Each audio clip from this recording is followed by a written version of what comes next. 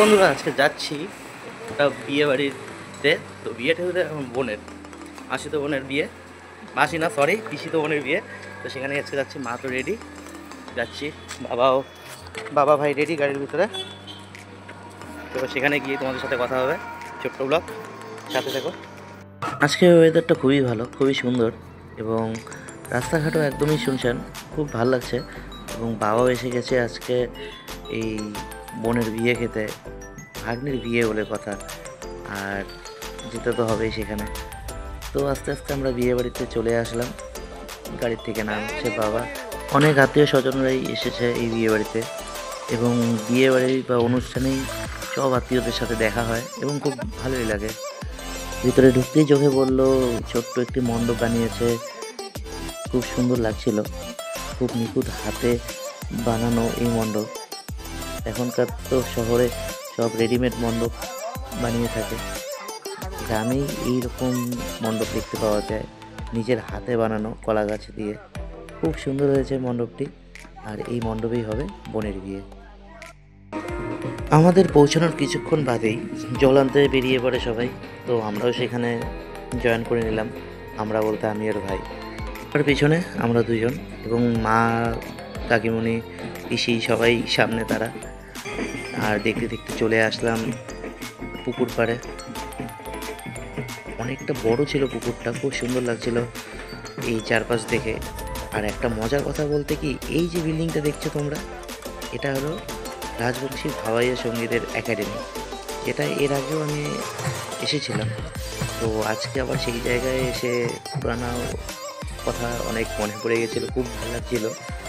আর বন্ধুরা দেখো, এই একাডেমির পাশেই কিছু মানুষজনের পুতুল বানিয়ে রাখা হয়েছে।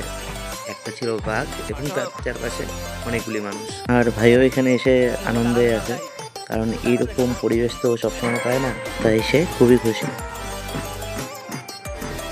অন্য পাশে যারা যারা জল আনতে আসছিল, তারা দিঘির ওখানেই সবাই দাঁড়িয়ে আছে, এবং কী কী সব নিয়মের মাধ্যমেই জল নিচ্ছে আমিও সেগুলো দেখছিলাম।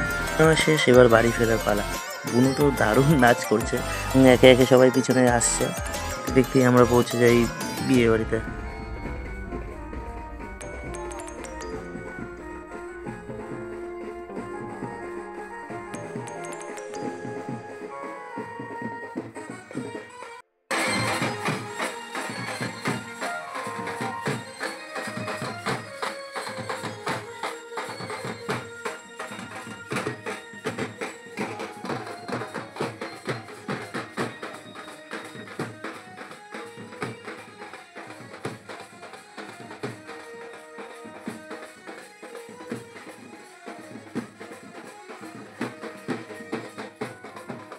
জল আনার পরে বাড়িতে এসে সবাই এত নাচ করেছে, সবার খিদে লেগে গেছে। তো তাই নাচানাচি করে সবাই বসে গেছে খেতে, যে যা পাচ্ছে খেয়ে নিচ্ছে।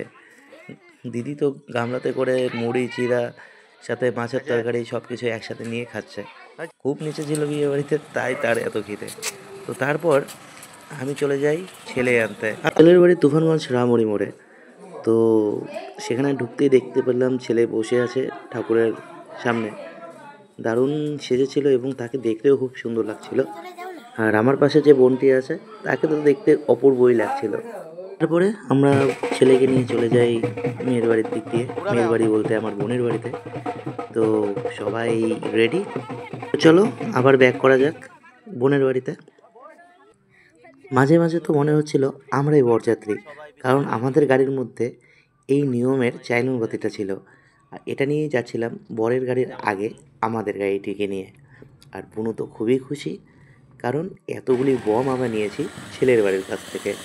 আর পৌঁছাতেই আমরা সেই সব বমগুলিকে ফাটাতে ব্যস্ত ছিলাম। যাত্রীকে নিয়ে ভিতরে ঢুকে গেলাম, এবং তার মাঝেই দেখি বুনু সেজে পুরো রেডি। বুনু উকি দিয়ে আমাকে দেখছিল, কারণ তার সাথে এখনও আমার কথা হয়নি। আর বন্ধুরা, বুনুকে এত সুন্দর লাগছিল যেটা বলার বাইরে। আর তারপরেই দেখতে দেখতে বিয়েতে তাকে বসানো হয়। খুব সুন্দর লাগছিল তাদের জুটিটি, এবং অনেক মানুষের ভিড় চারপাশে, সবাই বিয়ে দেখতেই ব্যস্ত। জানি না বিয়ে দেখতে এত কেন সবাই আগ্রহ, তারা তো সবাই বিয়ে করেছে, তাদের এত আগ্রহ কিসের এত বিয়ে দেখাতে। বেশি বক বক করে আমার লাভ নেই, কে বিয়ে দেখবে, কে বিয়েতে গিয়ে খাওয়া দাওয়া করবে। আমি ভাই আমার মতন চলছিলাম। তাই বন্ধুরা, তোমরাও চুপচাপ করে ভিডিওটি দেখতে থাকো, স্কিপ না করে, এবং সম্পূর্ণ ভিডিওটি কেমন হয়েছে তোমরা অবশ্যই জানাবে আমাকে।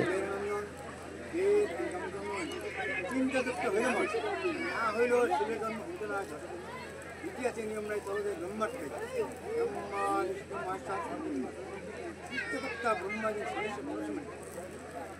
মানে আগে দিন বিয়েতে মহাদেবে নারদ মানে হিমালয়।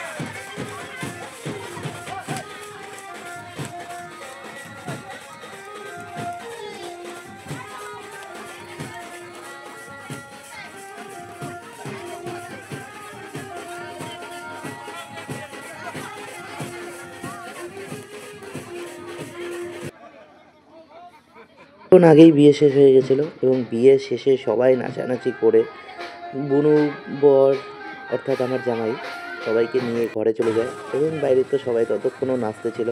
সবার এনার্জি দেখে আমারও এনার্জি ফুল হয়ে গেল। মনে মনে ভাবছিলাম যে এখন তো খাওয়া দাওয়া করা যাক, তো তাই আমি খেতে চলে যাই প্যান্ডেলে। তো সেখানে গিয়ে দেখতে পারি বাচ্চাদের কাণ্ড কারখানা। কি খাচ্ছ? এরা জলের মধ্যে লবণ দিয়ে জলটা খাচ্ছে। থালার মধ্যে একজন আছে, এরা পুরো জলের মধ্যে লবণ দিয়ে খাচ্ছে।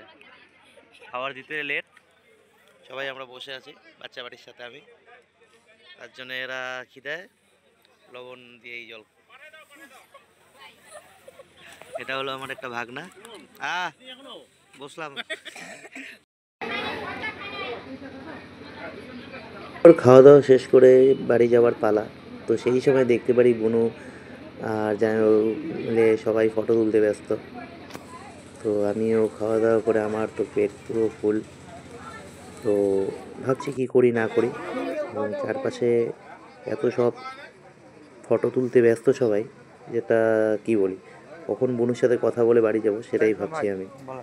আর দেখতে দেখতে বুনুর সাথে কথা হয়ে গেছে এবং আমরা সবাই মিলে বাড়ির উদ্দেশ্যে রওনা হচ্ছি। এখন তো অনেক রাত, তাই গুড নাইট।